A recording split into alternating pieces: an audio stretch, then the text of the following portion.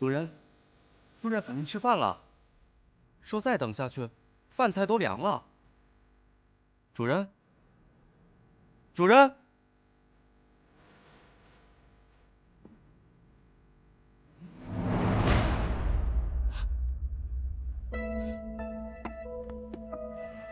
门怎么锁了？主人您在吗？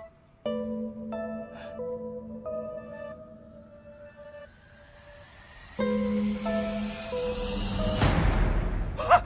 死人了！快来人呐！死人了！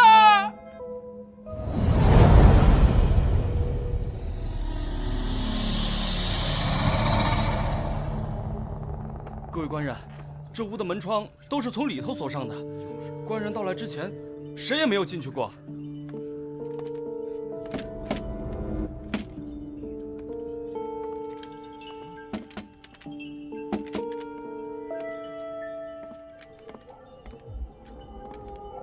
老大，屋后的窗是从里头锁的。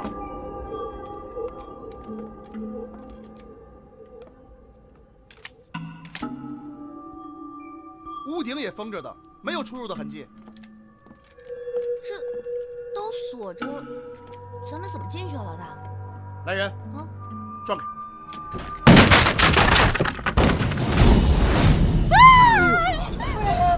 主人，爹！ 娘，夫人，怎么了，夫人？夫人，娘，娘，幼年啊！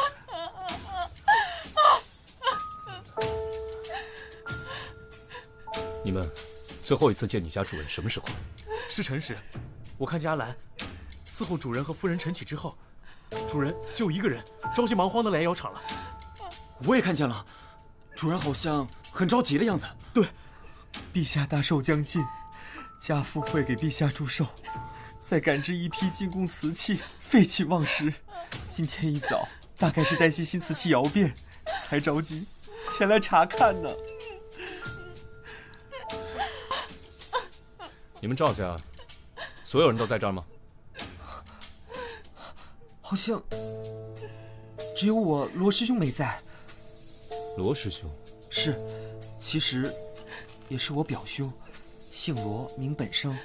本生自幼父母双亡，在我家中长大，很小就跟随我父亲学习制瓷的技艺了。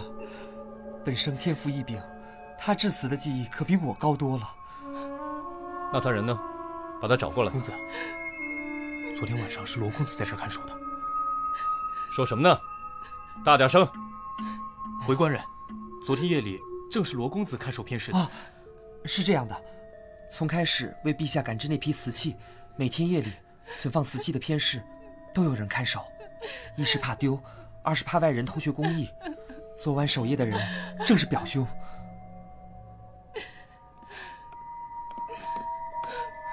老大，怎么样？经初步判断，死者是死于失血过多，他的颈部呢有个伤口，直割大血管。 应该是从正面下刀，一刀毙命。此外，在现场没有找到作案凶器和凶手的出入痕迹，目前初步排除中毒迹象，具体情况还需要进一步的查验。爹，爹！哎呀，你说这什么事儿？不会是鬼神作案吧？是吧？不然怎么会这么蹊跷？让开！都给我让开！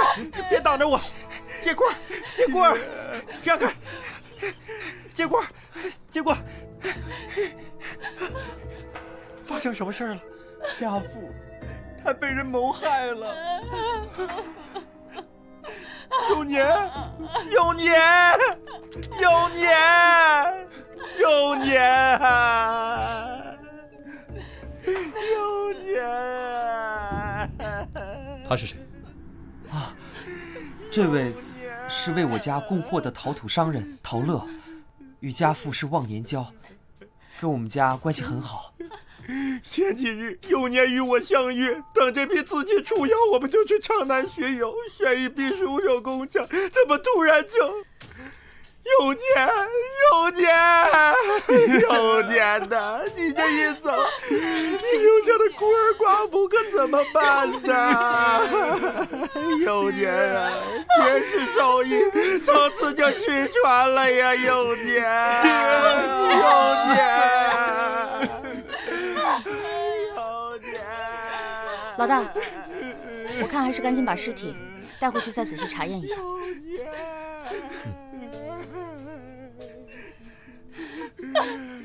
有钱。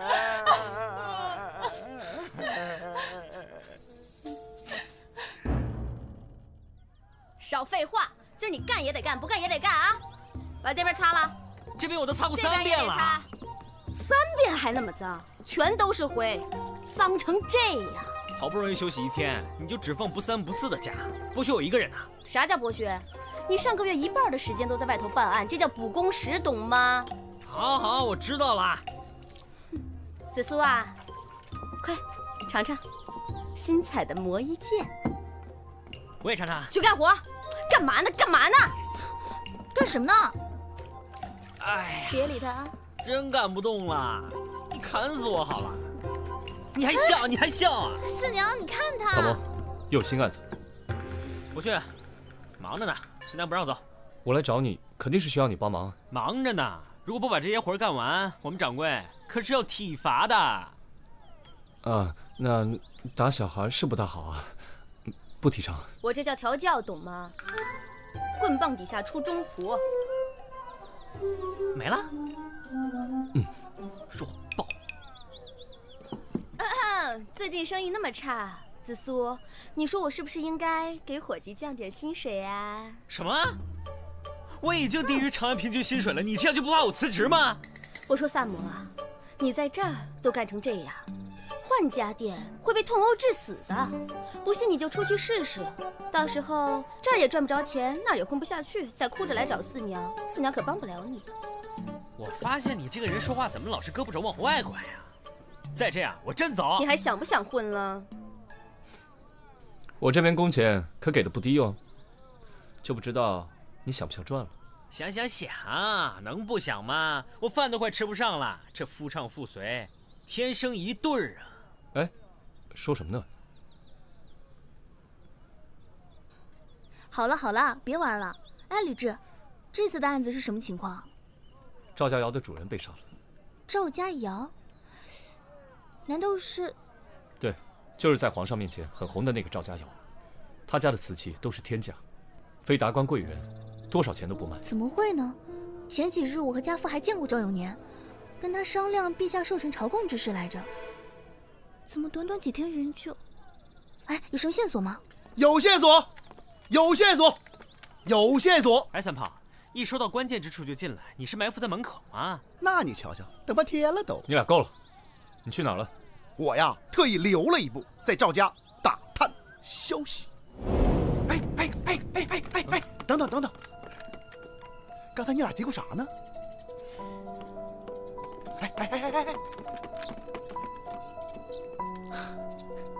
哪儿啊？你可别乱说，让公子听到该生气了。为什么生气啊？我跟你说啊，罗本生虽在赵家长大，但毕竟不是亲生的。就算他烧得再好，主人也不会让他来继承这窑的。不，这事儿刚才你们怎么都不提呢？公子不让我们说呀。我们每次议论罗本生的时候，他都会介意的。我们都说啊，公子是个缺心眼儿的，竟然能把白眼狼当成亲兄弟呢。这个罗本生啊，的确嫌疑很大。如果昨夜这个罗本生就一直守在偏室，今天一早赵永年就去了偏室，那么最后一个见到赵永年的人就是罗本生。没错。我们再去趟赵府。老大先走。走了，小撒。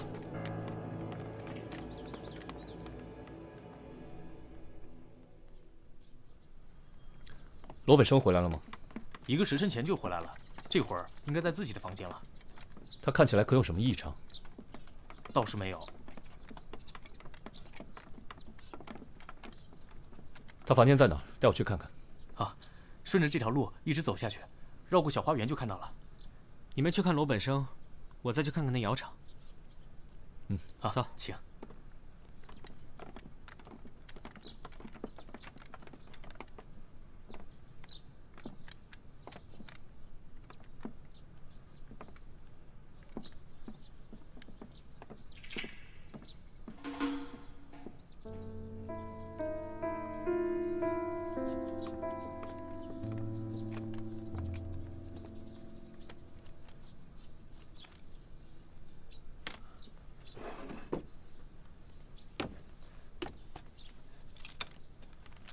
什么人？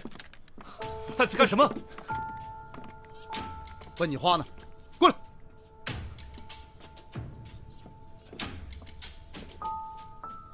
我见过2位官人，在下罗本生。你就是罗本生？不，正是在下。你来干嘛？我问你话呢。今天早上你去哪儿？有没有见过赵永年？我见过他。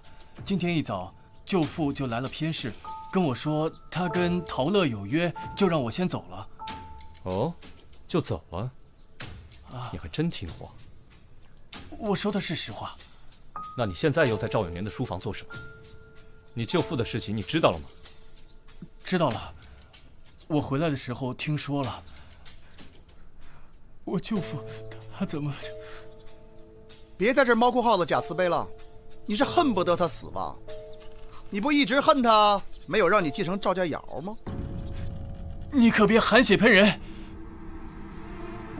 我舅父虽然没让我继承赵家窑，但我也不至于此。那你今早去干嘛了？我去见我喜欢的姑娘了。舅父他们不同意此事，所以我每次都只能偷偷去见。偷偷去见？那你现在鬼鬼祟祟的又在做什么？哼，说不出来了吧？听伙计们说，除了赵永年，只有你能掌握赵家独有的致辞技艺。赵永年死了，你是唯一受益者，你潜入书房，是不是想毁灭证据？我没有。我舅父并未将致辞工艺悉数传授于我。我曾经听舅父说过，他把上釉秘籍写在一个本子上，日后传给继承人。我只是一时好奇，想拿来看看。我这么做也是因为，接着编，自己都圆不了了吧？少废话，给我走一趟！冤枉！我什么都没干。冤！李少卿，这是怎么回事？我表哥他是杀你父亲的最大嫌疑人。我冤枉啊！我只是想拿秘籍而已，怎么敢出手杀人啊？李少卿，我想你一定是搞错了，我表哥是不可能这么做的。他做没做，回去审了便知。走。李少卿，赵公子，我看你啊，就是缺心眼儿。走。冤枉啊！我什么都没做，冤枉啊！气死老子了！怎么逼问？那小子就是不承认杀了人。万一不是他杀的呢？死者颈部的伤口切口整齐，说明凶手下刀时极其果断，应该是高手。看罗本生那副鬼样子，他不太可能做得到吧？这个罗本生因醉仙楼翠红和赵永年有过争执，而且是最后一个见到赵永年的人。今天还在赵永年的书房鬼鬼祟祟，不是他是谁？是谁？我觉得事情没有你们说的那么简单。怎么说？你们一心在追查谁是最后一个见到赵永年的人，谁最有动机，但是你们却忽略了最重要的一点，这是一件密室杀人案。请问，如果凶手真的是罗本生的话，他是怎么在杀死罗永年之后迅速逃走，并且把凶案现场布置成一间密室的呢？而且如各位所见，门窗都在里面上了锁的话，那么罗本生杀人之后是怎么让自己在这个密闭空间里凭空消失的呢？这件事想不明白，即使定罪也无法服众的。你在现场发现了什么？那间偏室的门窗都在里面上了锁，我里里外外查了一遍，绝不可能有机关，门锁也没什么花样，都是普通的锁。第二呢，偏室面积不大，我检查过房间地板的硬度和纹路，都没有发现有暗道的痕迹，也就是说，那房间就是一间真正的密室。哎呀，那么狭小的一间密室，难道这凶手化作一缕青烟飘走了？萨子云：“人类一思考，肚子咕咕叫。”哦，我也饿了。四娘，啥时候开饭？我都晕了。了。开饭喽！都给我闭嘴！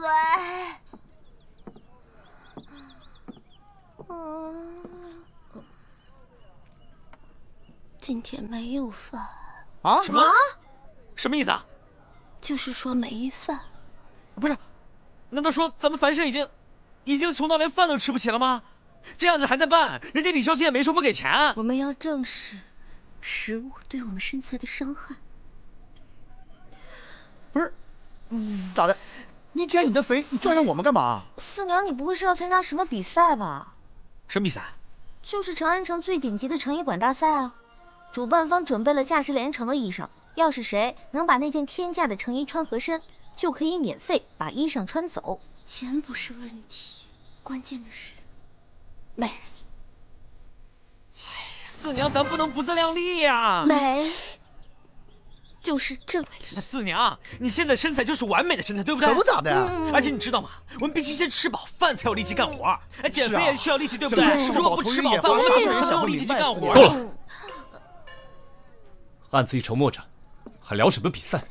如果真如之前所言，罗本生不是凶手的话，那真凶还在逍遥法外。四娘，我们好饿啊！四娘啊，你赶紧去做饭吧！你不做饭，我们吃什么呀？你知道吗？我们不吃饭还有法办案呢。我们年轻啊都，我们年轻人需要吃饭的呀，需要力量啊！不吃饭哪有力量啊？要怎么办案呢？四娘啊，求你了，赶紧去做饭吧！别说一件衣裳，就是要命人都会给你。四娘，你先好赏点饭吃吧。嘿呀，嘿呀，嘿呀，嘿呀，嘿呀，嘿呀，嘿呀，嘿呀。小心点啊！哎，再加点水，加点水啊！哎，好。刮泥的时候啊，小心着点，别上坯。好。过来帮个忙啊！哎，好，来吧。大家慢点啊！小心点啊，这个神。哎，好。哎，慢点。快来看看啊！帮个忙。咋回事？咋裂了呀？怎么了这是？快点来看看咋整？快点！肯定是姚文过高了。看这裂的，不是我呀，姚文是赵总负责的，快让他来看看，快点！反正不是我看这裂的啊！这姚谁负责的？谁过？你看这裂成什么样了？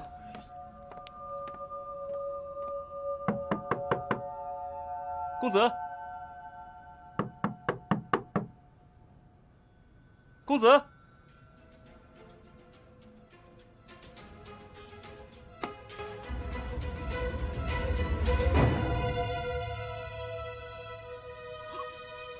出事了！快来人呐！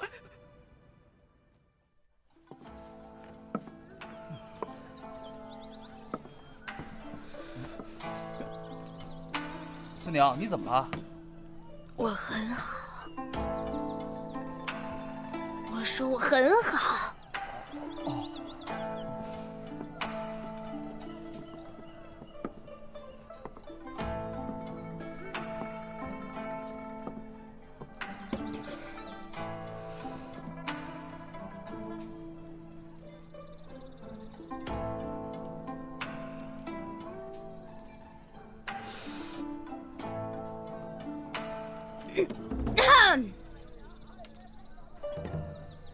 瘦了吗？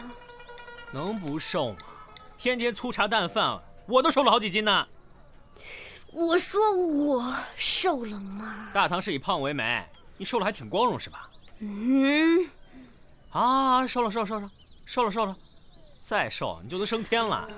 比赛什么时候开始啊？快了，就这2天。三宝，走，快跟我走，赵家又出事了啊！改造型呢，四娘，走。不是，快！四娘，快！都这一边啊！走，四娘，赶紧吃啊！吃点吧。死了再吃。来得及。走，快！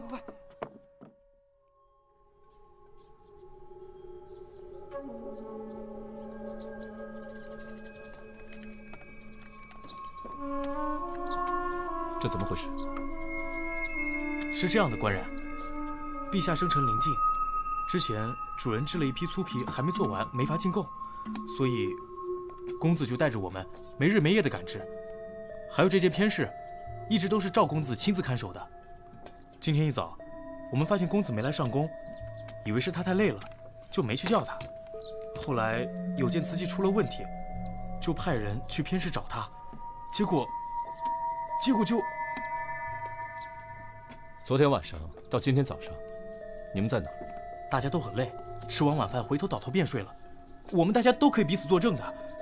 对啊，自从李少卿把罗公子带走之后，我们大家都以为破了案，过得跟平常也没什么两样。哪曾想……先走吧。是。走吧。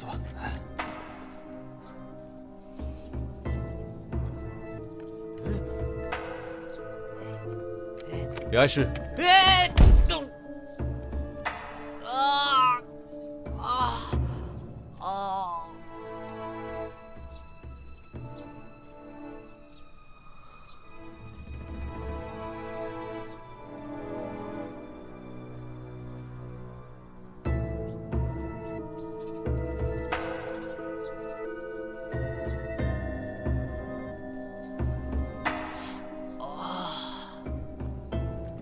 哎，咋了？你这是？走路不看路，磕着了呗。哎，里面怎么样了？凶手的作案手法与上一起案件一样，也是利刃割颈，失血而亡。从切口的痕迹上来看，应该是同一人所为。可罗本生还被我们压着，如果凶手不是他，那会是谁？这次也是密室吗？没错，我们仔细查看过，这偏室的门还是从里面上的锁，地上浸满血液，却没有留下脚印。凶手杀完人，如何不留痕迹地离开犯罪现场？真是百思不得其解。这样的场景我好像在哪儿见过。哪儿？忘了，我又不是紫苏，哪有那么好的记性？三炮。啊？抬尸体。你们几个去。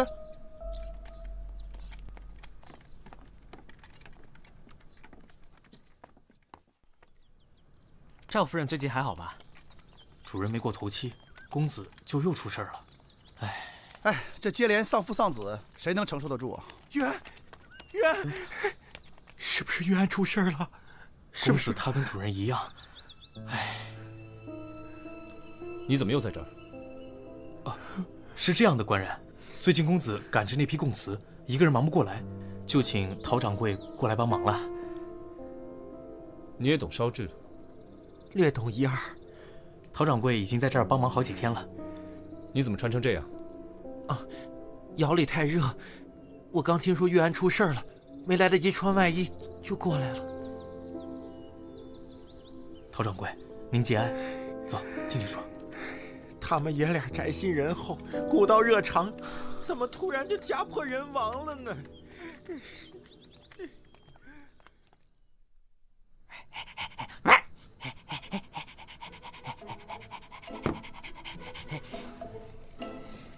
趁热吃饱，别客气。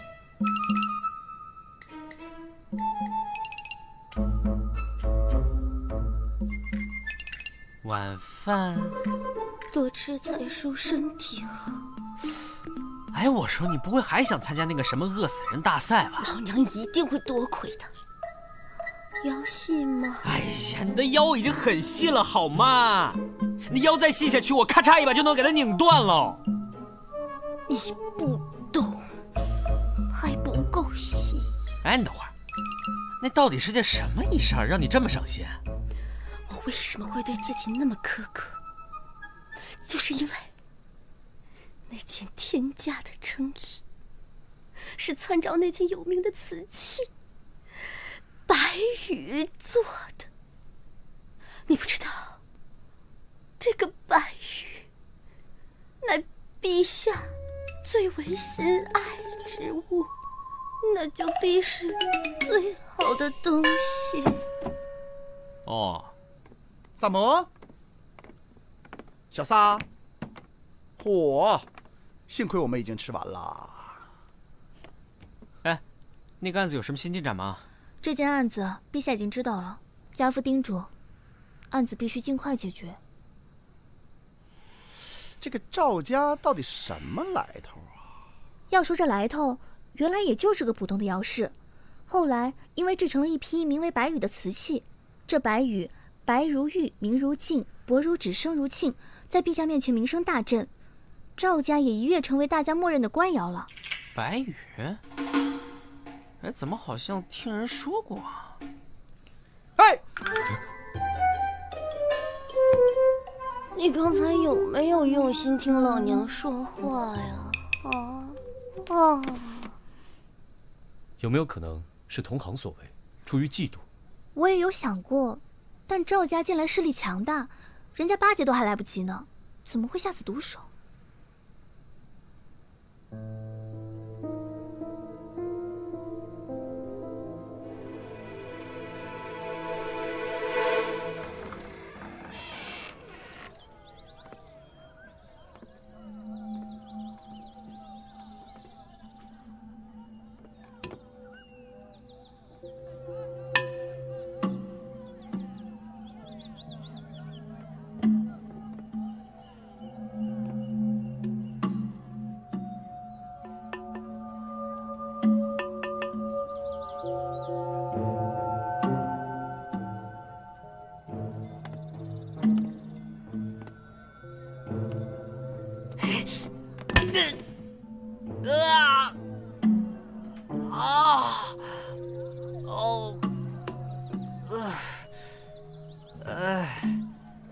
哎呀，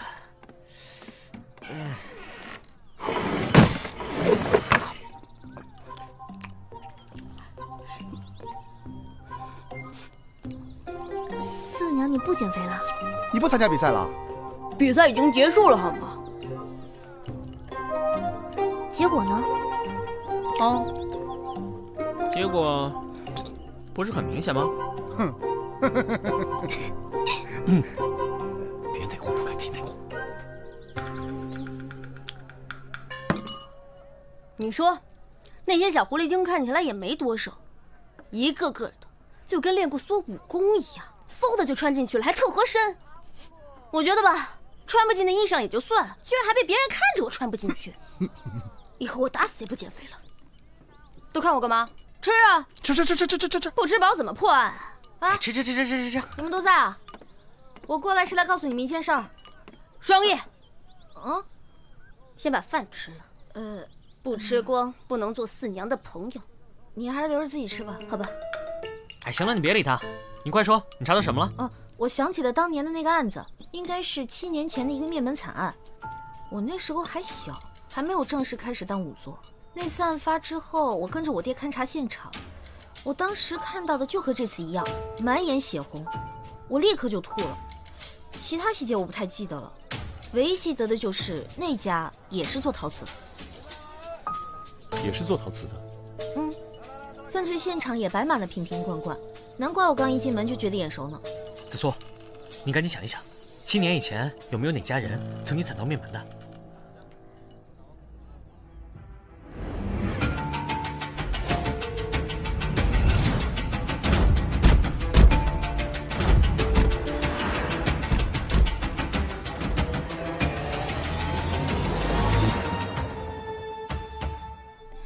王氏一家是小有名气的制陶世家，他们曾经远赴西域学习西域的制陶技法，并将之与中原陶艺融会贯通，研制出一套新的技法。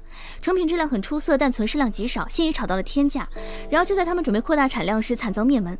经查，凶手将其全家杀死后，再放入窑洞焚烧，烧到只剩骨灰。凶手现在还没有抓到。另外，赵永年为此案做过证人，当时他是王家的邻居。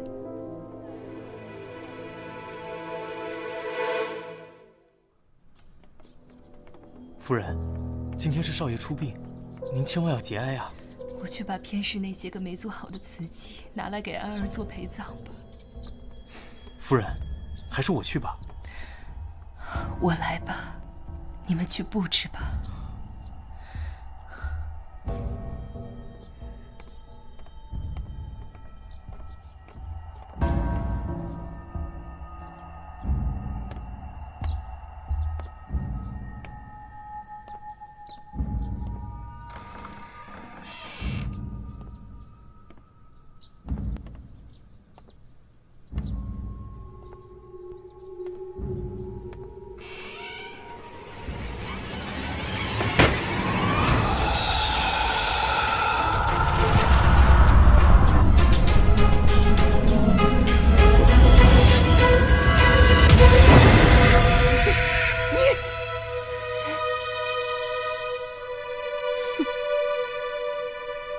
跟老娘出去！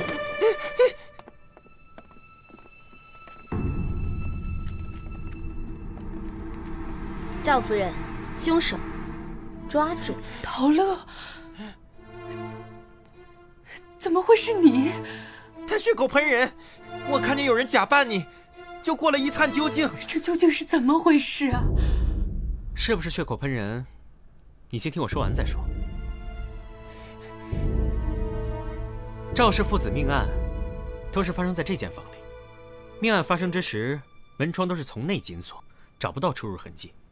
在如此狭小的密闭空间里，命案究竟是如何发生的呢？我一直想不通。直到三炮的一句话，反倒提醒了我。那么小的一个密室，难道这杀手化作一缕青烟飘走了？所谓的密室杀人案，要么是凶手找到了绝密的方法逃离密室，要么就是凶手根本没在密室。还有最后一种情况，就是凶手一直藏在密室当中。偏室的门窗从内上锁且没有密道，本案的2名死者又死于利器，一刀致命。凶手不太可能在房间外对其行凶，所以基本排除了前2种可能。那么就只剩第3种情况，这个偏室很小，陶器也不多。对于一个普通成年人来说，想躲在里面很难，可是对于你来说，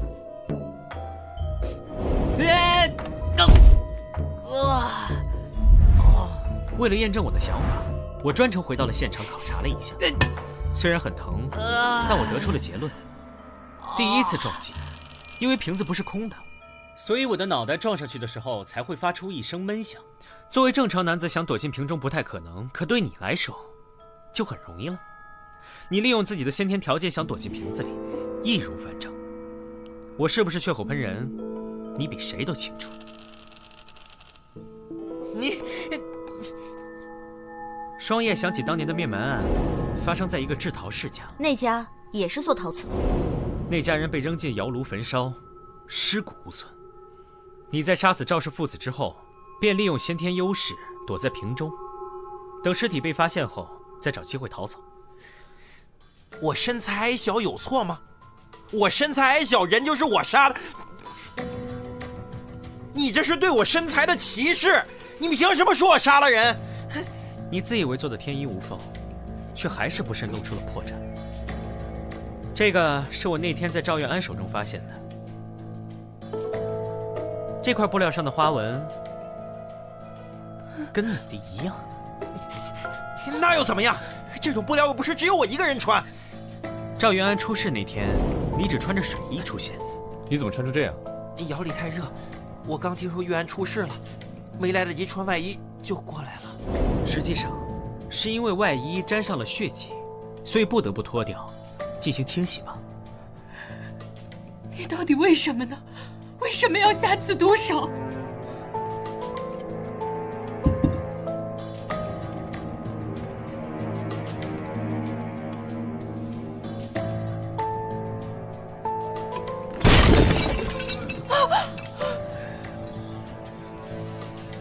你还有什么要说的吗？除了你，还有谁能钻进瓶子，留下这样的血迹？既然你们已经知道了，那我也没什么好隐瞒的了。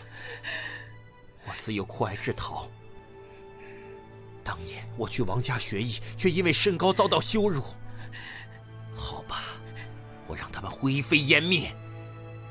后来我到赵家，以礼相待，想学真本事，他却还是嘲笑我。难道因为我长得矮就不配制陶吗？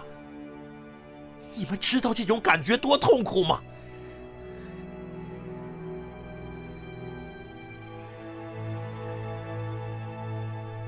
现在我没有什么遗憾了，白玉就只有我一个人会烧制，烧制的秘方，你们谁都休想再得到。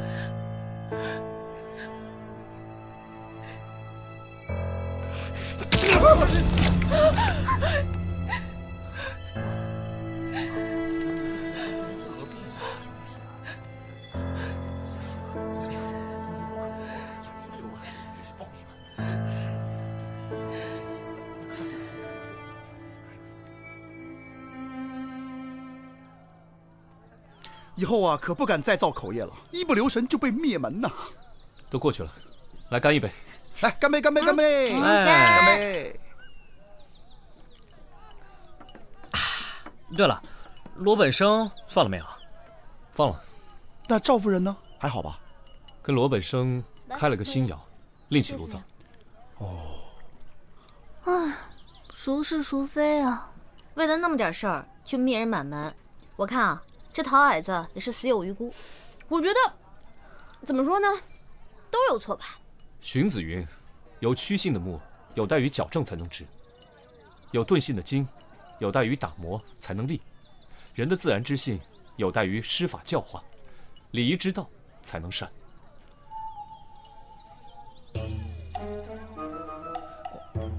人性本恶。萨子云：“人不吃饭才会饿。”这话说得好，吃饱喝好，远离烦恼。来，干杯！干杯！干杯！干杯！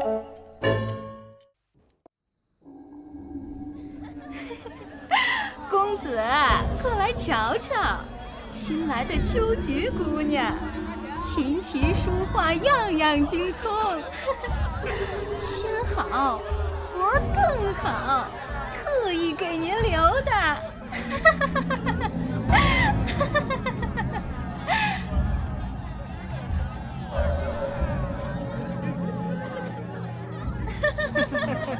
哎呀！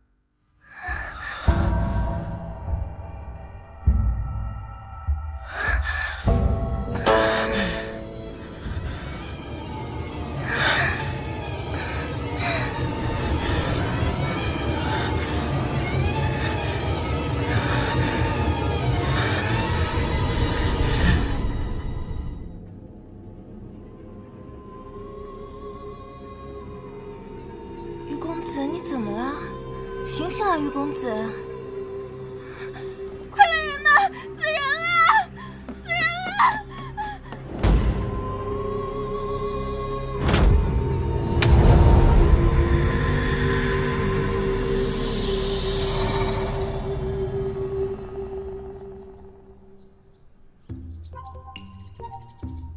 都来看一看啊！哎，走过路过不要错过啊！麻绳表演特别好看，不要错过啊！来，都看看啊！现在有请萨摩闪亮登场喽！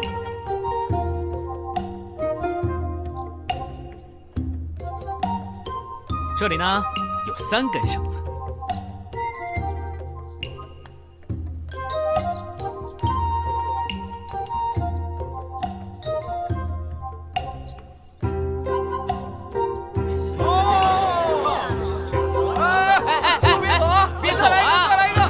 绳子打开呢。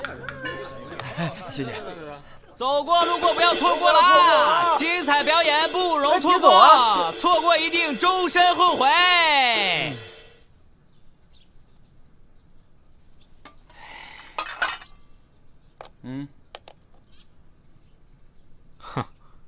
就这俩铜板。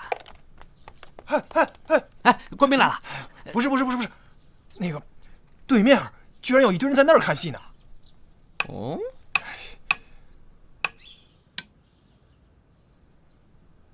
话说这公子眼花缭乱，迷糊中就走到了一间小室跟前。这小室之内是空无一人，只有一张绣榻置于其中。再往前看，墙上挂着一幅栩栩如生的牡丹图，画上的牡丹颜色艳丽，花瓣娇嫩。这公子本来就是爱花之人，看着看着他就入了迷了。啊，这可真是人间绝色呀！突然，只见那远方一阵风吹了过来，这画一动啊，竟从画上下来了一个姑娘。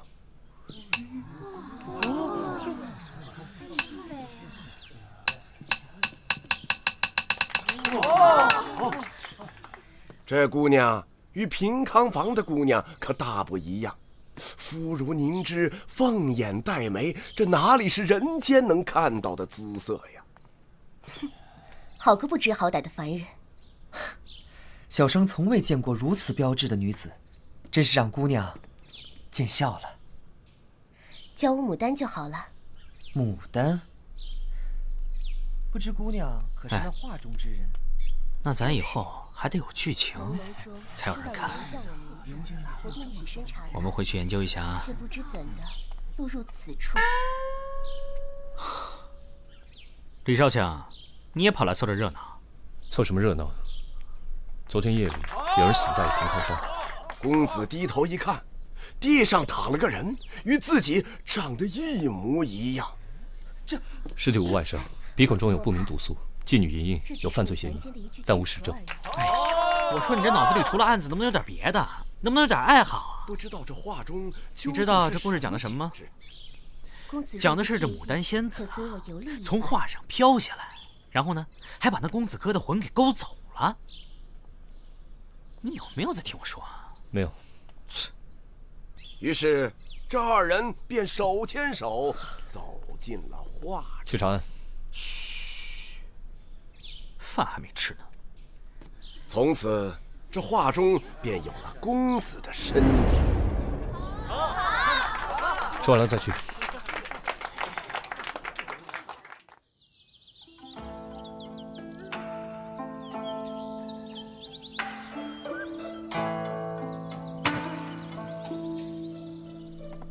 我回来了。哟，什么好吃的？你们来的刚是时候，我研究的新菜，尝尝。不就是粉丝蒸腊肉吗？什么粉丝啊？这叫银丝牡丹。切，你什么时候变那么讲究了？你知道这菜名让我纠结了多长时间吗？现在长安城里最流行的是什么？知道吗？就是花仙摄魂。东市演出场场爆满，我顺势跟风，懂吗？懂了。甭废话了，赶紧尝尝，给我提点意见。哼，怎么样？我还是喜欢吃烧鸡。来，李少卿，尝尝。不用了。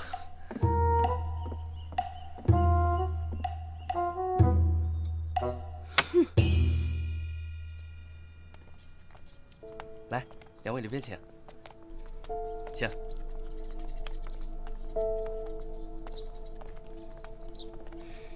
啊，这院好香啊！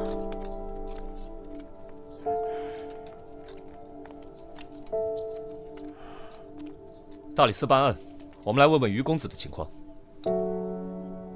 官人呐，我这儿子大门不出二门不迈，最大的爱好就是在这家里边摆弄些花花草草的。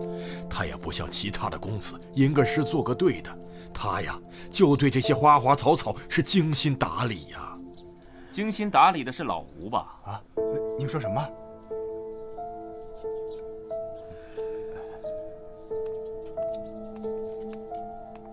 这位是？在下常瑞凡，是于公子多年的花友，平时做些花草生意。于公保重，常某告辞了。官人们告辞。老吴啊，哎，来了。主任有何吩咐？你去把后院的花啊、草啊的赶紧处理了。姓常的带坏我儿子，我宁可把花都扔了，也不给他。赶紧！去！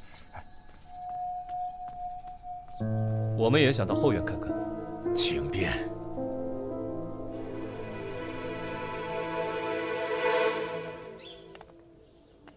看来于公子的确很喜欢牡丹。是的，这些都是公子生前栽种的。看，这株白无瑕，花瓣没有一丝杂质，世间罕见。常公子开了天价，我家公子都没卖。是挺漂亮的。唉，公子走了，这花草留着，只能惹人伤心呐。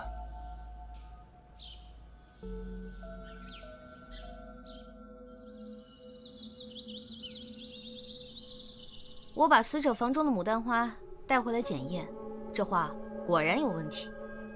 说说。这盆中的泥土中藏有一种名叫四目杖的天竺香料，和死者鼻子中的药物吻合，能致幻，但是并不致死。那真正的死因是什么？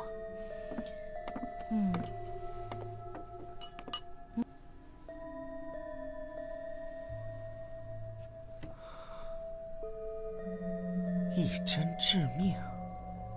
封住了颈项要穴，阳虚闭窍而亡。下针稳准狠，那个妓女啊，绝对做不到。如果凶手不是那个莹莹姑娘，而真正的凶手特意选择了她，又在房中的花盆里动了手脚，说明他想把大家注意力都集中到牡丹身上，从而嫁祸他人。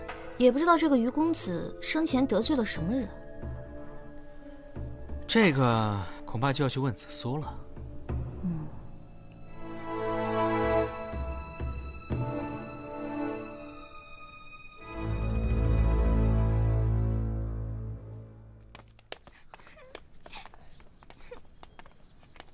老板，哎呦，玉儿啊，这是怎么了？老板，您这儿还有紫色的牡丹花呢。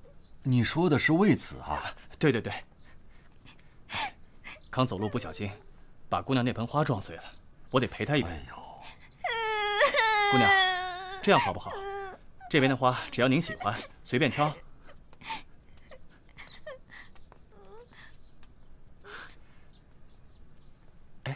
你看那盆怎么样？这是凤求凰，那盆很贵的。老板，那就要那个。哦。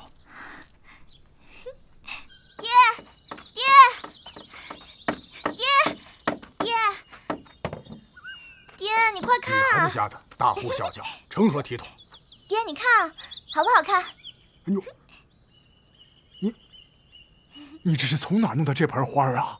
这是女儿买给爹爹的寿礼。哎呀，你这孩子，咱家又不是什么大户人家，咋能花钱买这么贵重的花啊？我看这凤求凰应该是价格不菲吧？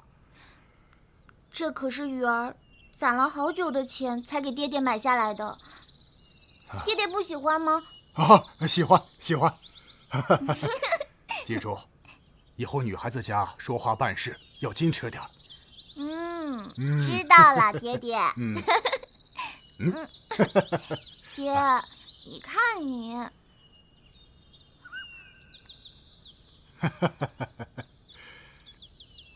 好，咱们把花搬屋里去吧。爹，您慢点儿。好。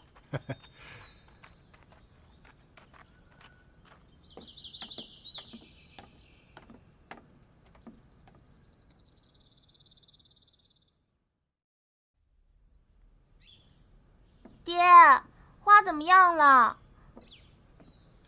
爹，花怎么样了？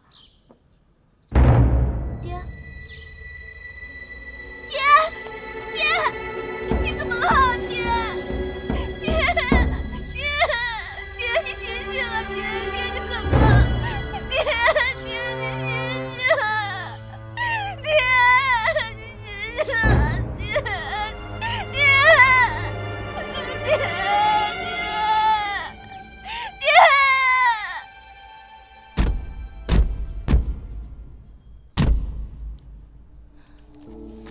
我查过了，这个于公子还真没什么案底。会不会在别的资料库，只是我们查不到？还有另外一种可能性，就是与家庭有关，可以查查于家这些年的恩怨，指不定会有线索。我让三炮去打听打听。老大，不好了，于家又死人了。是谁？这回是那个园丁老吴。啊？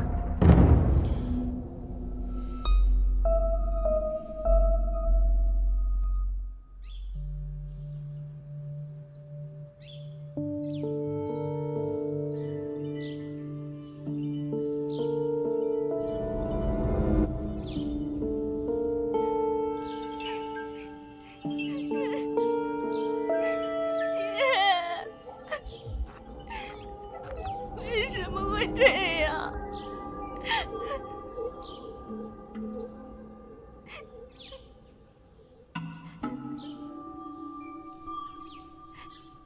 老大，会不会又是那个仙子啊？哟，难道爹爹他不是第一个？别听他胡说，到底发生了什么？昨日是爹爹生辰，小女特意在花店买了一盆名贵的花作为寿礼。可今天早上醒来的时候，就发现爹爹他倒在院子里的那盆花旁边，水壶也倒在地上。难道真的是什么花仙？你不要相信他。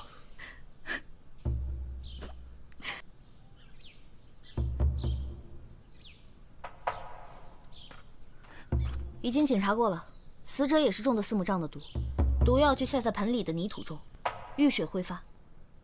那这么说，和于公子的差不多呀。不过死者的后颈没发现针孔，还得把尸体带回去仔细检验，才能确定真正的死因。你说的那家花店在什么地方？大理寺办案，尽数回避。各位官人呐，你们这是干什么呀？有人被你店里的花毒死了。这怎么可能啊！你最好老实交代，你为什么要对于家的园丁下手？哎呦，官人，你确实是冤枉小的了。这店呢，都是我独自打理的，我哪知道哪个客人要买哪盆花呀？再说了，我总不能把所有的花都下毒吧？即便如此，小的不知道要死几回了，是不是啊，官人？官人您明鉴呐！官人，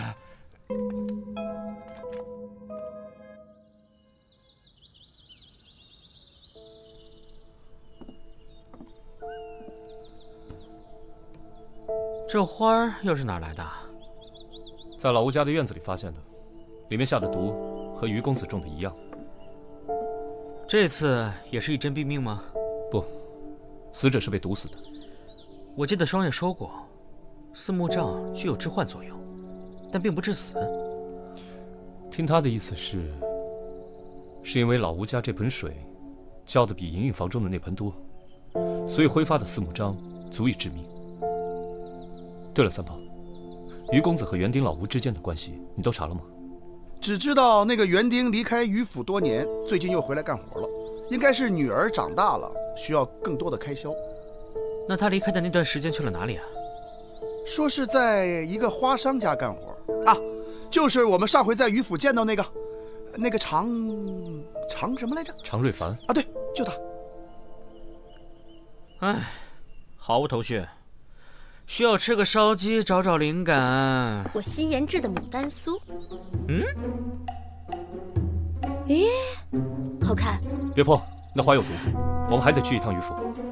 现在是我吃点心的时间。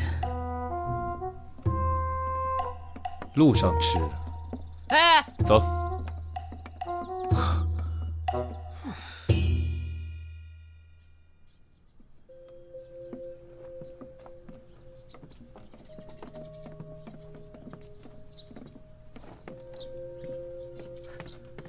两位官人，我家主人正在卧室扎针灸，实在是不方便见客呀。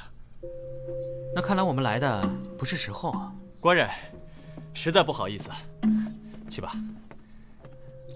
官人，我是余府的管家张全。你家主人病了？是啊，最近府上事情多，主人是被气病的。我每天都给主人扎一次银针，病情已经好多了，不过还需要调养些时日。二位有什么话就跟我说吧，我代为转达。平时都是你给主人去治疗扎针的？是啊，进府之前我曾经拜过师傅，学过些针法。哦，呀，你看光顾着说话了。来人呐，快给两位官人上茶呀！老大，我查到了老吴从余府离开的原因。是什么？老吴的妻子早年过世，是他一个人把雨儿带大的。雨儿曾经生过一场大病，好不容易才治好。这是当时的药方，来我看看。哇，人参鹿茸燕窝，这上面的药可都价格不菲啊！我还查到了老吴离开余府的时间，大概就是雨儿得病不久。他女儿的病需要大价钱，这老吴偏偏在此时离职。还有，这是余府的人丁簿，上面记载着所有家丁入府离府的时间，很详细。你再去找雨儿问问情况。是。没错，小女的确是生过一场大病。说起来，这也是小女多年来的心结。此话怎讲？那些年，小女的爹爹跑遍了全长安城所有的医馆，都说小女的病没法治，病治不好。爹爹一夜间就好像老了10多岁。小女不想拖累爹爹，偷偷买过老鼠药，可又没勇气服毒。直到有一天，小女的爹爹从外地回来，说我的病有的治了。我喝了爹熬的药汤，身子渐渐好了起来。后来我看过药方，有好几味昂贵的药材。那他有没有说过这配药的钱是从哪儿来的？当时家中入不敷出，小女也不知道爹爹哪来的那么多钱。那个时候，爹爹显得心事重重的，经常喝醉酒回来，还总说些奇怪的话。什么奇怪的话？好像是说都是我的错，真是造孽呀！都是我的错，真是造孽呀！都是我的错。他就一直这样重复着，小女也不知道此话是何含义。都是我的错。哎，那你那日去花店，除了花店掌柜，还有跟其他人打过交道吗？有，当时小女走在街上，有人把小女撞倒了，花盆也摔碎了。当时那人心肠特别好，他带着小女回到花店，又买了一盆，就是那盆凤求凰。你还记得那人的长相吗？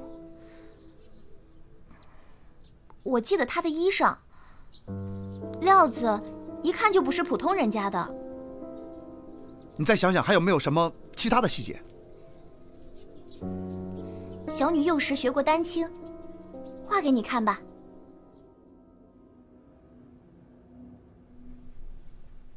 第二任夫人，我们现在就去余府。我查到了，余府以前有2位夫人。怎么了？这侧夫人美若天仙，愚公宠得不得了。侧夫人喜欢牡丹，愚公就在后院栽满牡丹。侧夫人受尽荣宠，先怀上了，谁知道生产当天，侧夫人分娩完就一命呜呼，产下的也是一个死婴，而且明天就是侧夫人的忌日。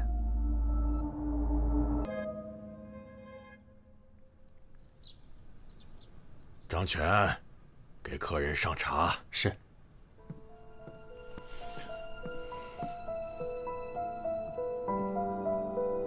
怎么不见夫人？我家内人昨天夜里受了惊吓，说是见了一个白衣女鬼，被吓得现在还神志不清，怕是不能见客了。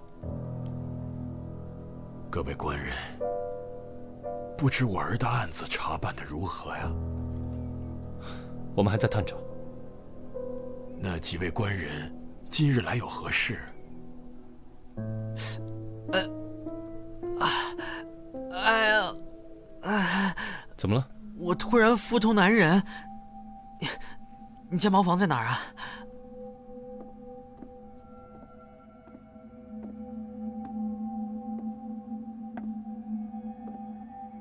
你不要过来，不要过来！我求求你了，你走吧！不要过来！不要过来！不要过来！不要过来！这府里容不下2个女人，你不要怪我，是你自己该死！不要过来！不要过来！夫人。不要过来！夫人，你没事吧？不要过来！不要过来！我儿子已经被你害死了，你放过我吧！我真的知错了，我错了，求求你快点走吧！不要过来！我求求你！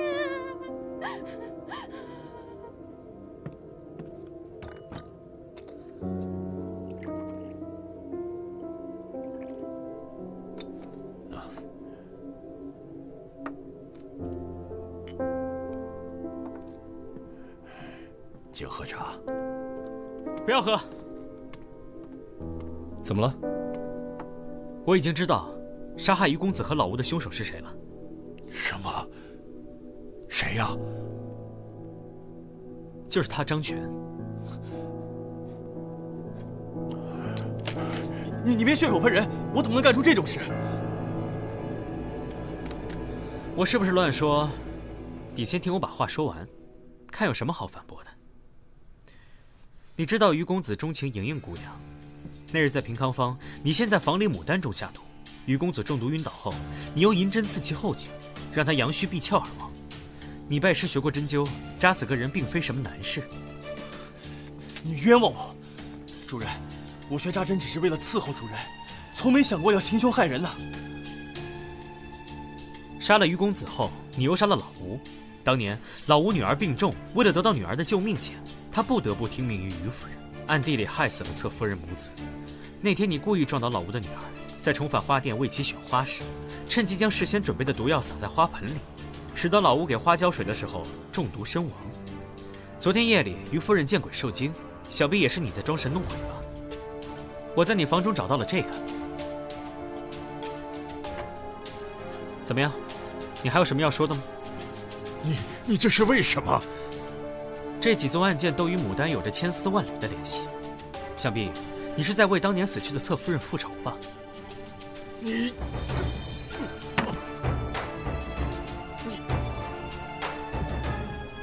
这些人都该死，都该遭天谴，为我的母亲赎罪。你是不可能，不可能，真不可能！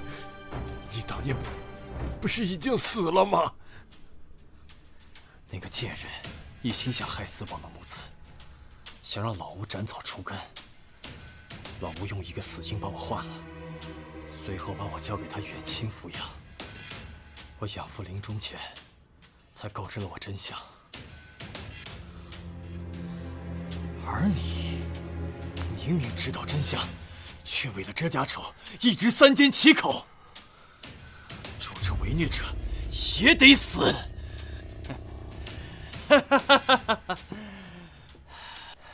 看来老天爷知道我心里想什么，还没等我出手，你们就一个个命丧黄泉了。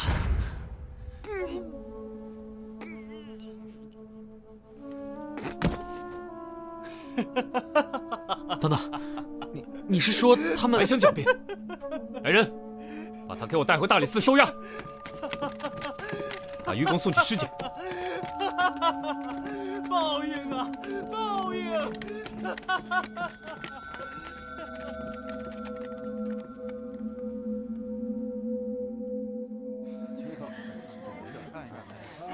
快来跟前！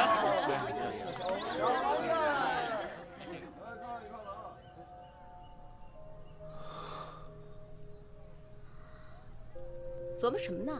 案子不都结了？最后，凶手也没认罪，我总觉得哪儿有点不对劲。哎，客官，您这边请。你来啦。那边查的怎么样？搜不了张璇的家，也没有找到下毒的证据，没法结案。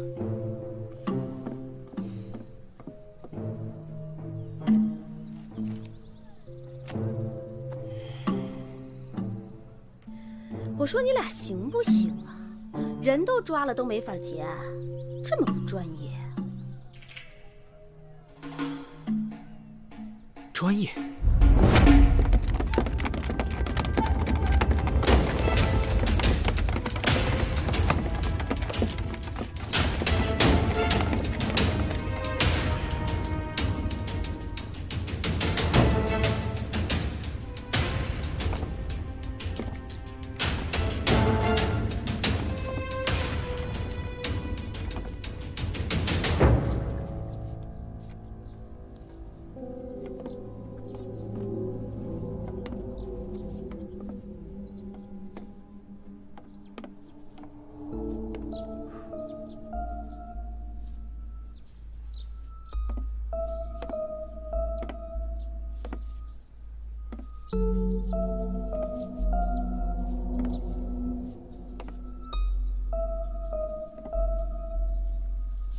这白欧霞真是美啊，好像比我之前在余府见到她时更加夺目了。公子，你也是爱花之人呐。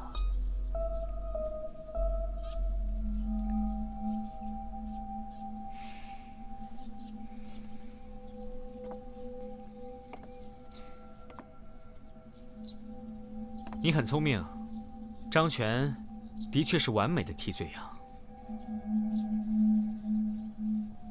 他应该感谢我，是我帮他除掉了那些罪人。我们怀疑张全，是因为他的身世和动机非常清晰，而你，仅仅是因为一朵白巫峡，就制造了这起连环杀人案，实在很难有说服力。哦。那你们是如何怀疑到我的？因为这张全的作案动机看似缜密，其实不然。他明明是被老吴救了一命，却要对救命恩人下毒手，这实在是说不过去。再说手法，如果他在给雨姑娘买花的时候，在花盆里下了毒，那他怎么知道老吴什么时候浇水呢？所以，他根本控制不了谋杀的准确性。再者说了，下毒已经可以使人毙命，杀死于公子却用银针，好像是在故意暴露自己的作案手法，或者说，凶手是在暗示我，顺着错误的逻辑往下推进。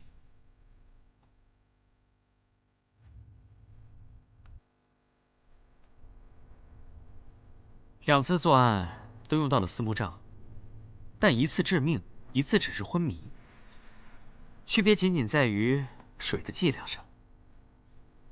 最开始我们并不明白，为何相同的作案手法，却会导致不同的结果。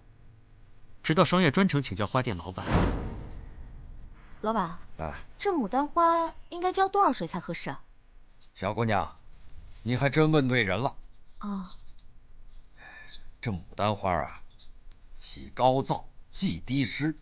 哎，你浇花的时候啊，一定得看清楚了土的湿润程度。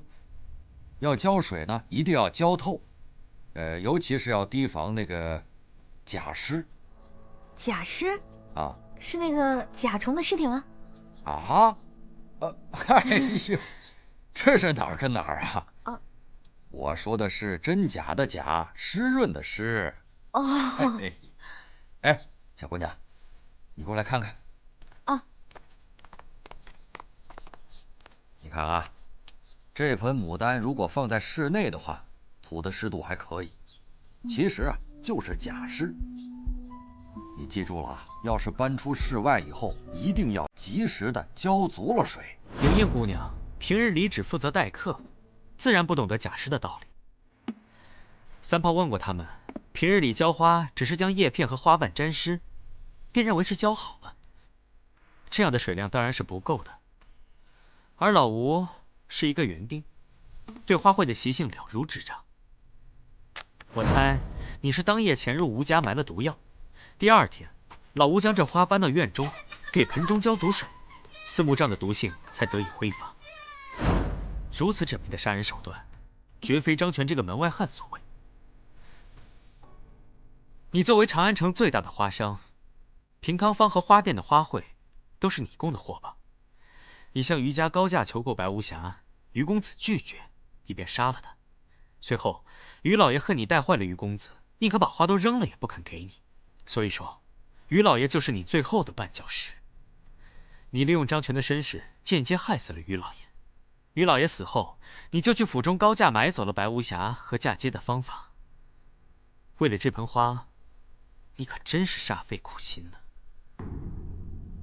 我实在不能理解，你真的就只为了这一盆花，夺去了3条人命？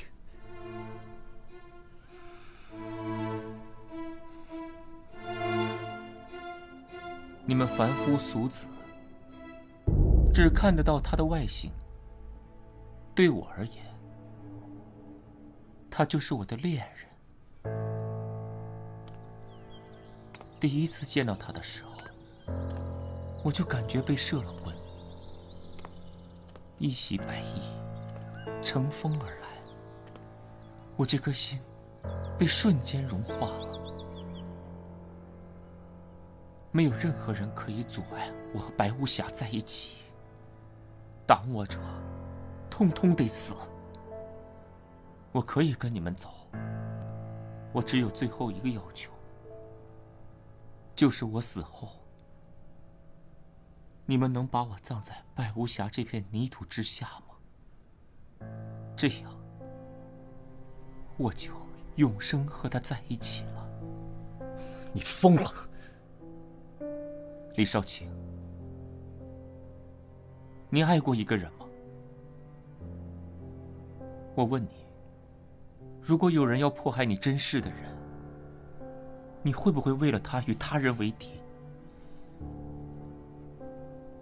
如果能与所爱之人在一起，被人耻笑疯癫又如何？李少卿，你大概还不懂爱为何物吧？